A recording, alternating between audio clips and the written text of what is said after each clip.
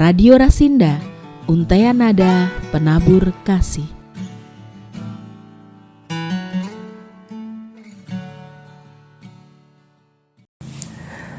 Shalom, selamat pagi saudara pendengar setia Radio Rasinda dimanapun Anda berada.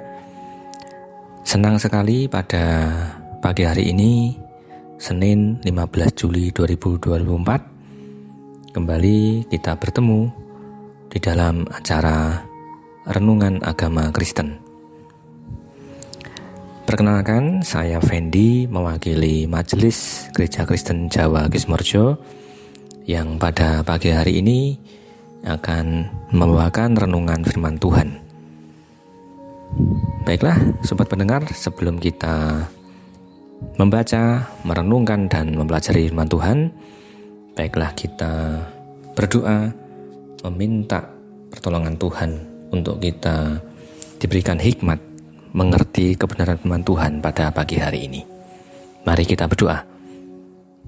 Puji syukur kepada Allah untuk pagi hari ini kami boleh dipertemukan kembali di dalam acara Renungan Agama Kristen melalui siaran radio pada hari ini, Tuhan. Terima kasih untuk waktu ini. Dan sebentar lagi kami akan merenungkan dan membaca firman Tuhan.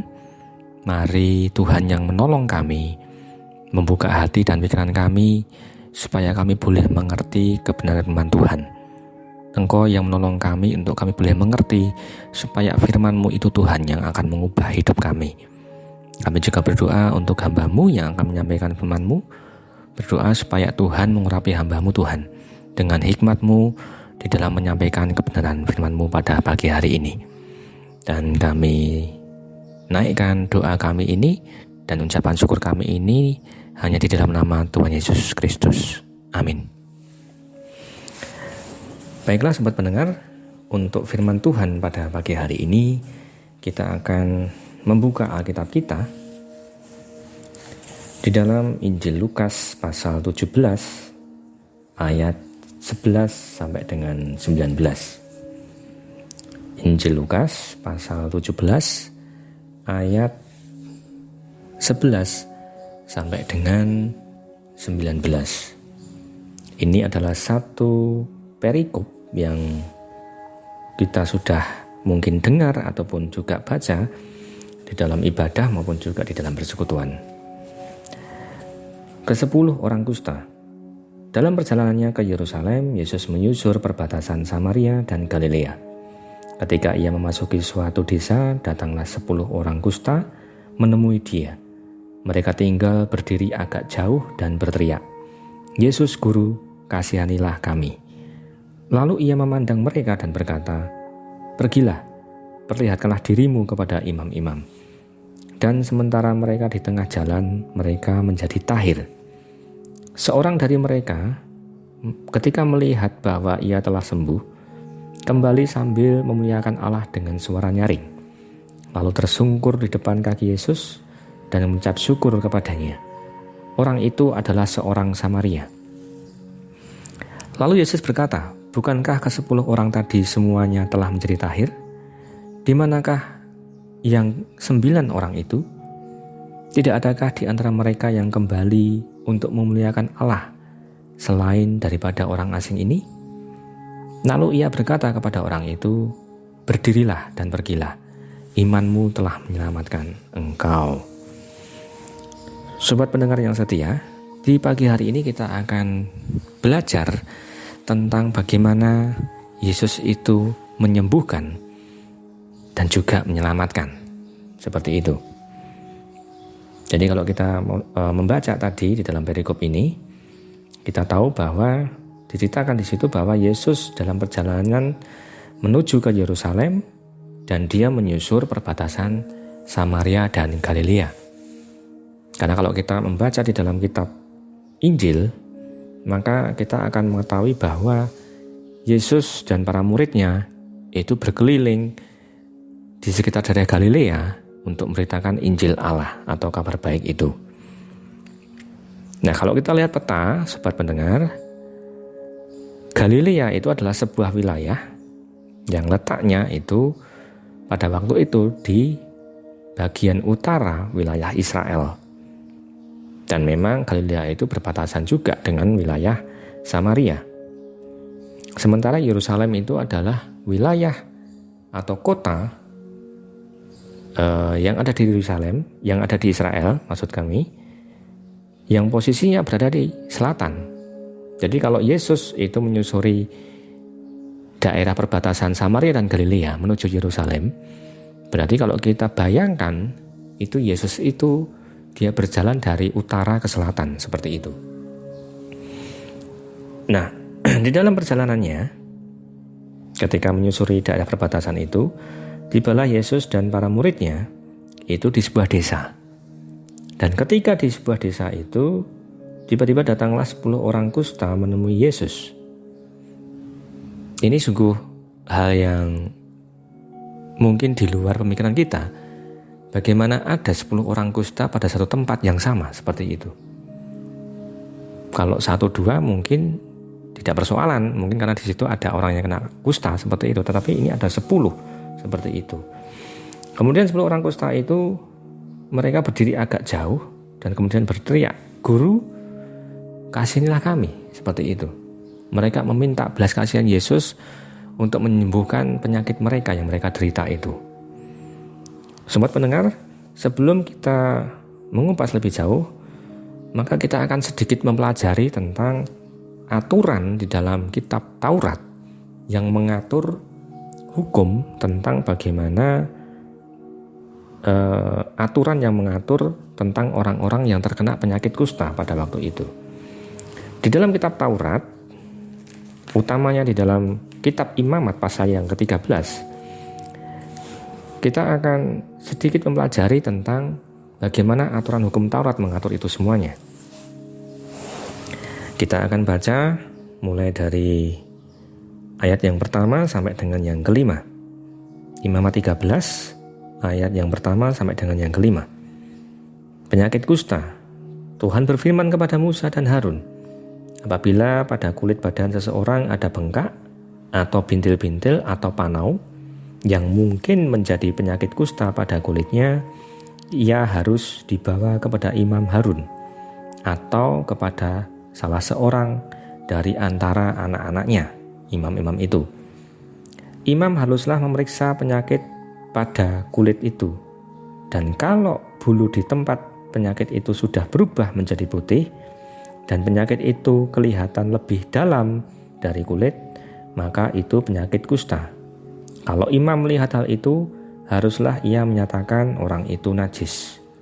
Tetapi jikalau yang ada pada kulitnya itu hanya panau putih dan tidak kelihatan lebih dalam dari kulit, dan bulunya tidak berubah menjadi putih, maka imam harus mengurung orang itu 7 hari lamanya. Pada hari yang ke-7 haruslah imam memeriksa dia. Bila menurut penglihatannya penyakit itu masih tetap dan tidak meluas pada kulit, imam harus mengurung dia 7 hari lagi untuk kedua kalinya. Sobat pendengar, kalau kita sedikit membaca di dalam bagian ini, maka kita akan mempelajari beberapa hal. Yang pertama, jika tadi ada gejala yang muncul seperti yang tertulis di dalam ayat kedua, apabila pada kulit badan seseorang ada bengkak atau bintil-bintil atau panau yang mungkin menjadi penyakit kusta pada kulitnya, ia harus dibawa kepada Imam Harun atau kepada salah seorang dari antara anak-anaknya, imam-imam itu. Berarti kalau ada gejala seperti itu, ada bengkak atau bintil atau panau, maka yang dilakukan orang itu haruslah dia datang kepada imam. Lalu kemudian imam-imam itu akan melakukan pengecekan apakah ini benar penyakit kusta atau tidak, seperti itu. Tetapi itu tidak bisa dicek hanya sekali, saudara pendengar.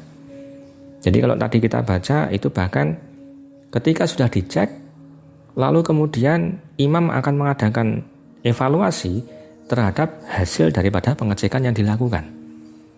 Dan evaluasi itu tidak hanya dilakukan dalam waktu sehari, tetapi kalau kita baca tadi itu dilakukan dalam kurun waktu paling tidak 7 hari berturut-turut seperti itu. Kalau penyakit itu masih belum bisa dipastikan, maka 7 hari berikutnya itu akan diperiksa lagi, seperti itu. Jadi orang itu begitu ada gejala harus datang ke imam, kemudian imam mengecek itu, setelah dicek kemudian imam akan mengadakan evaluasi.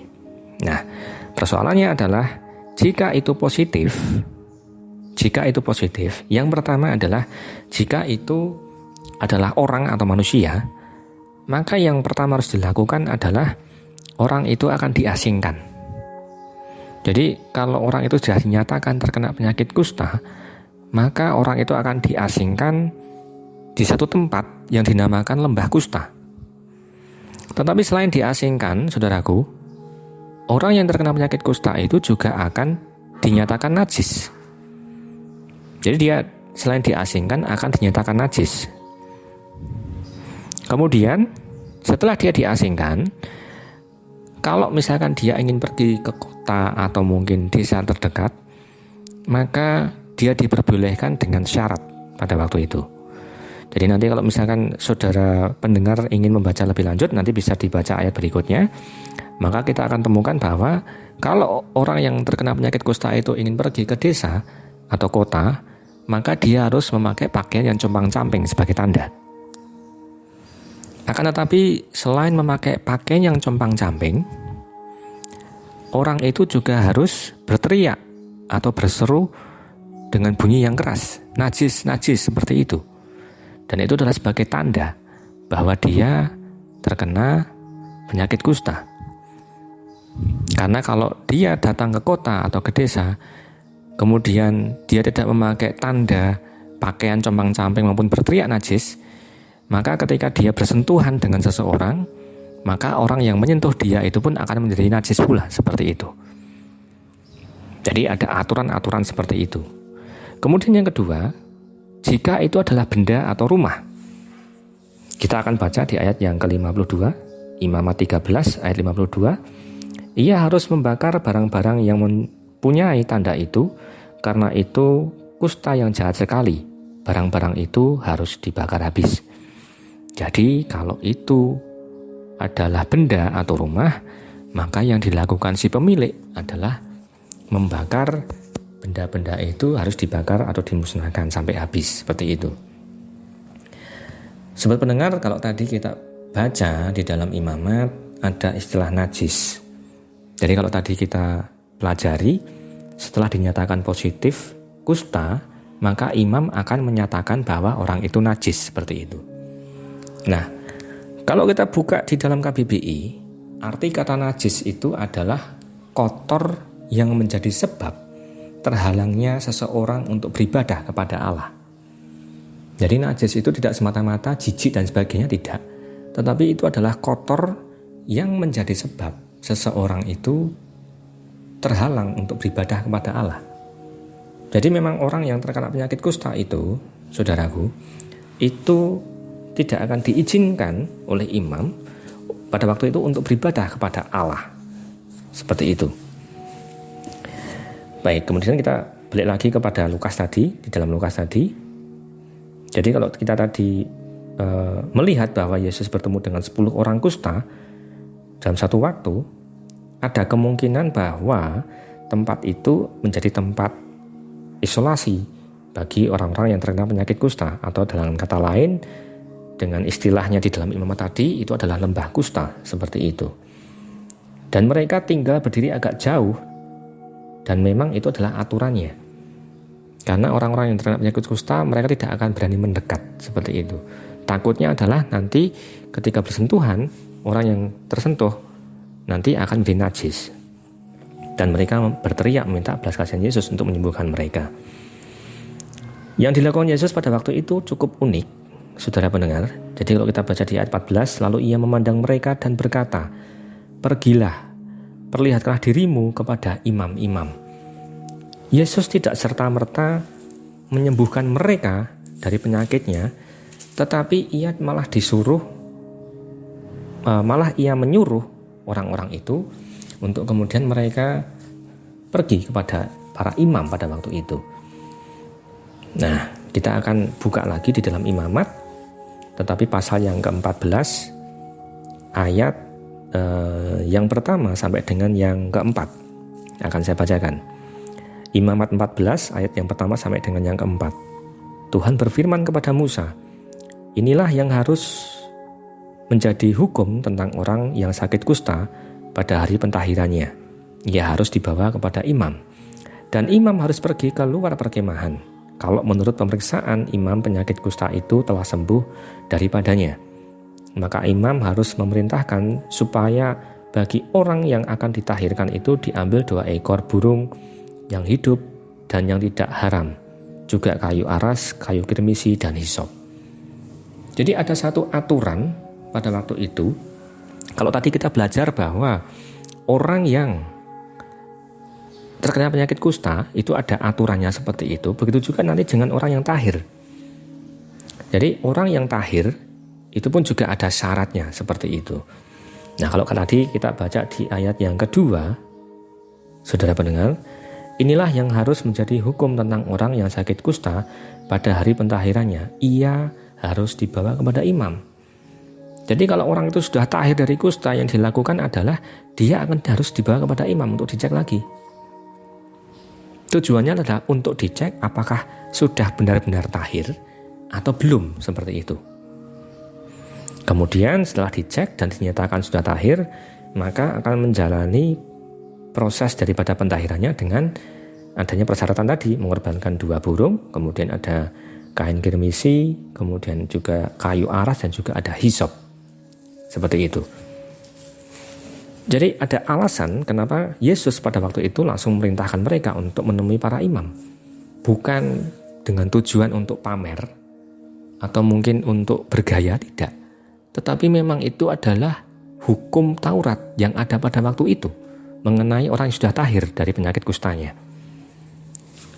Nah, saudara pendengar, kalau tadi kita belajar sedikit tentang arti kata najis. Nah, kemudian ini ada kata tahir. Apa itu tahir? Tahir itu tidak hanya bisa diartikan sembuh, tetapi menurut Kamus Besar Bahasa Indonesia, tahir itu adalah diartikan bersih, suci, dan murni. Jadi kalau orang sudah tahir, berarti orang itu sudah bersih atau suci, seperti itu. Dan anehnya, sobat pendengar, kalau tadi kita baca, ketika Yesus memerintahkan mereka untuk pergi kepada imam, itu belum pada kondisi bahwa mereka itu sudah sembuh, tapi mereka masih kena kusta gitu loh. Jadi mereka masih terkena kusta, kemudian disuruh pergi ke imam, dan mereka nurut seperti itu. Mereka nurut dengan perintah Yesus, padahal mereka belum sembuh. Nah, ketika dalam perjalanan di tengah-tengah jalan itu, ajaibnya tiba-tiba mereka sudah tahir. Nah, pertanyaannya adalah bagaimana mereka tahu kalau mereka sudah tahir? Kemungkinan besar adalah dari apa yang mereka rasakan pada tubuh mereka. Kalau tadi kan ada benjolan, ada bindel, dan sebagainya. Nah, mungkin itu sudah hilang seperti itu. Kemudian diceritakan bahwa salah seorang dari ke-10 orang kusta itu kemudian kembali dan memuliakan Allah dengan berseru sangat nyaring. Tidak hanya berseru memuliakan Allah, tetapi dia juga tersungkur di depan kaki Yesus dan mengucap syukur kepadanya. Dan orang yang melakukan itu, sobat pendengar, orang yang melakukan itu adalah dikatakan di dalam ayat 17 itu adalah seorang Samaria. Jadi orang Samaria itu siapa seperti itu? Kalau tadi kita membaca di dalam ayat 11 tadi, dikatakan bahwa Yesus menyusur perbatasan Galilea dan Samaria. Galilea itu masuk wilayah Israel pada waktu itu, tetapi Samaria itu bukan wilayah Israel.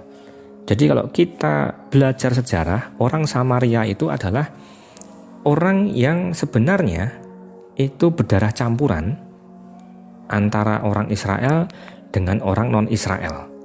Jadi makanya pada zamannya Yesus pada waktu itu terjadi pertentangan antara orang Yahudi dan juga dengan orang Samaria karena masalah etnis itu tadi. Karena orang Samaria itu dianggapnya bukan Israel murni seperti itu.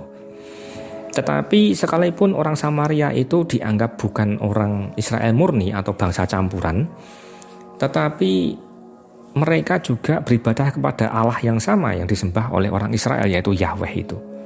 Jadi mereka tetap menyembah Allah Yahweh itu. Kemudian mereka juga menyimpan ajaran Taurat Musa seperti itu. Nah, kemudian yang menjadi hal unik adalah orang Samaria itu melakukan sesuatu yang di luar dugaan. Sobat pendengar, orang Samaria itu memuji Allah, memuliakan Allah dengan cara sujud di depan kaki Yesus. Orang Samaria itu memuliakan Allah dengan sujud di depan kaki Yesus. Kenapa? Karena tidak ada orang yang bisa menyembuhkan penyakit itu kecuali Allah.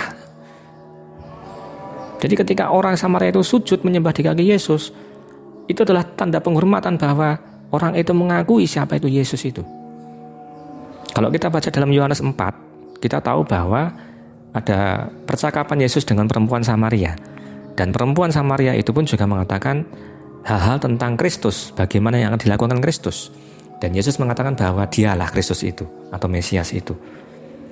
Jadi ketika dia sujud itu bukan dalam rangka dia mengucap syukur karena dia sudah sembuh, tetapi dia tahu siapa itu Yesus. Ketika dia sujud itu dia menyatakan bahwa engkaulah Allah itu. Dan ketika pada waktu itu Yesus tidak menolak ketika orang itu sujud di depan kakinya, menyembahnya. Lalu kemudian Yesus berkata, bukankah ke-10 orang tadi semuanya telah menjadi tahir? Yesus mengetahui itu. Di manakah yang 9 orang itu? 10 orang kusta itu menjadi tahir semuanya, menjadi bersih semuanya.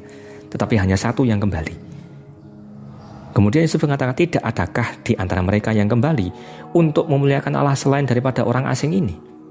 Ada kemungkinan 9 orang itu adalah orang Yahudi, orang Israel, yang menyembah Allah Yahweh itu, yang sejati itu. Tetapi hanya orang Samaria yang kembali memuliakan Allah.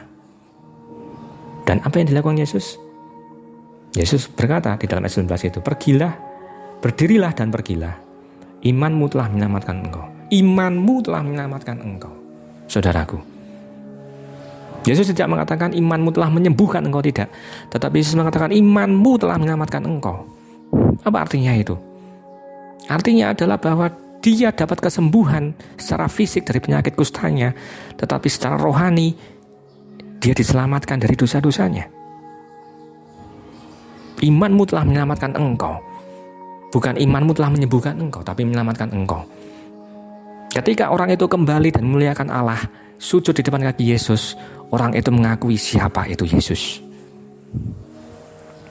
Karena tidak ada seorang pun di dunia ini yang bisa mentahirkan seseorang dari penyakit kustanya kecuali Allah sendiri.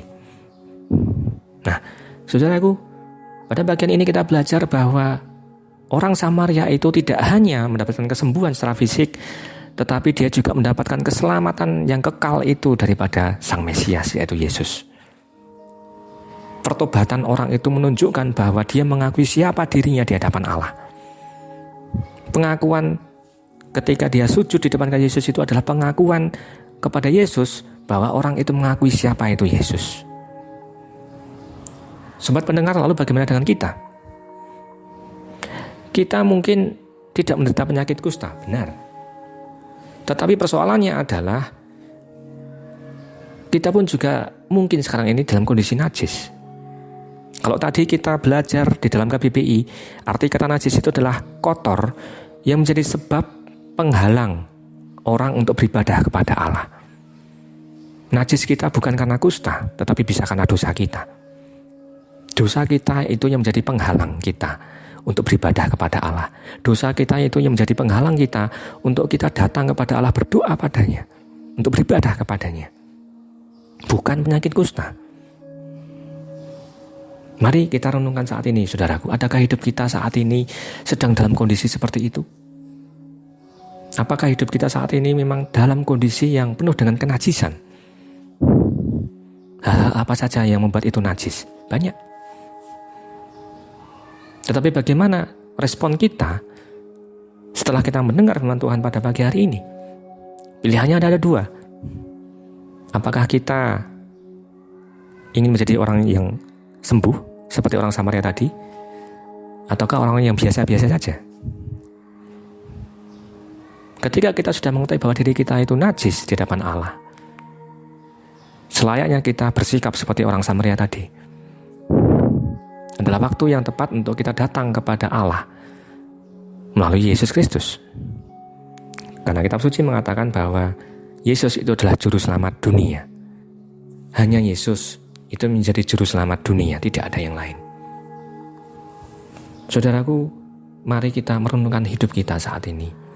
Jikalau hidup kita saat ini mengalami satu kenajisan, atau hidup dalam kenajisan, hidup di dalam dosa, baiklah kita bertobat dan datang kepada Yesus untuk mohon pengampunan dan meminta keselamatan yang kekal itu daripadanya.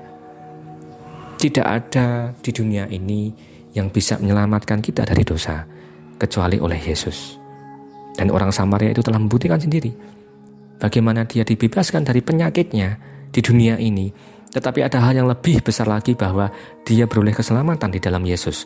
Karena Yesus mengatakan, imanmu telah menyelamatkan engkau. Mari, saya mengajak saudara-saudara pendengar, kalau saat ini ada yang terbeban karena persoalan hidup, mari kita datang kepada Yesus. Dan sekiranya Tuhan Yesus terus menolong kita untuk kita mengenal pribadi Yesus, dan juga kita menerima karunia keselamatan itu daripadanya. Tuhan memberkati kita. Amin. Saudaraku, mari kita berdoa untuk mengucap syukur atas firman Tuhan yang kita pelajari pada pagi hari ini. Sungguh kami bersyukur untuk firman-Mu Tuhan pada pagi hari ini. Kami boleh belajar tentang peristiwa ke-10 orang kusta ini. Terima kasih bahwa kami diajarkan Engkau tidak hanya memperhatikan kami di dunia ini Tuhan, tetapi Engkau juga memperhatikan kami kelak di dalam kekekalan. Kami bersyukur untuk keselamatan yang telah Tuhan berikan melalui pengorbanan Yesus di kayu salib, yang itu menjadi tebusan bagi dosa-dosa kami. Dan itu telah mentahirkan kami dari dosa-dosa kami Tuhan, mentahirkan kami dari kenajisan hidup kami. Terima kasih karena Tuhan telah menyelamatkan kami. Di dalam nama Yesus kami berdoa. Amin. Sobat pendengar, sekiranya firman tadi menolong kita semuanya. Dan sebelum saya akhiri siaran kita pada pagi hari ini, marilah kita mendengarkan satu pujian yang ini menjadi perenungan kita bersama akan karya penyelamatan Allah dalam hidup kita. Dan sekiranya Tuhan terus menolong kita untuk kita mengalami kasih karunia-Nya dalam hidup kita. Tuhan memberkati dan sampai jumpa.